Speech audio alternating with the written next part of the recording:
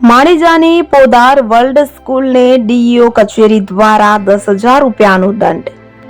વડોદરા શહેરના માણીજા વિસ્તારની પોદાર વર્લ્ડ સ્કૂલને ચોથા ધોરણમાં બાળકને પ્રવેશ આપવા માટે ઇન્ટરવ્યુ લેવા બદલ ડીઈઓ કચેરીએ 10,000 રૂપિયાનો દંડ ફટકાર્યો છે। મળતી વિગતો પ્રમાણે આ સ્કૂલમાં પોતાના બાળકને પ્રવેશ અપાવવા માટે ગયેલ વાલીએ National Commission for Protection of Child રાઇટ્સને ફરિયાદ કરી હતી। પછી National Commission for Protection of Child Rights દ્વારા આ ફરિયાદની તપાસ માટે જિલ્લા કલેક્ટરને પત્ર લખવામાં આવ્યો હતો। કલેક્ટર કચેરી દ્વારા ડીઈઓ કચેરીને તપાસ સોંપવામાં આવી હતી।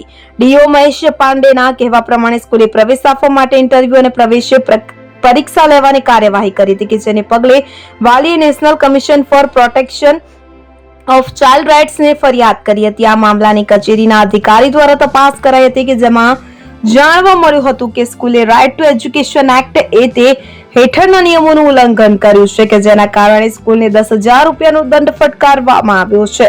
સ્કૂલ જો આ દંડ ન ભરે તો તેની માન્યતા રદ કરવા માટે પણ ભલામણ કરાશે। ડીઈઓએ વધુમાં કહ્યું હતું કે રાઇટ ટુ એજ્યુકેશન એક્ટ હેઠળ કોઈ પણ સ્કૂલ બાળકોનો કે વાલીનો પ્રવેશ માટે ઇન્ટરવ્યુ લઈ શકશે નહીં।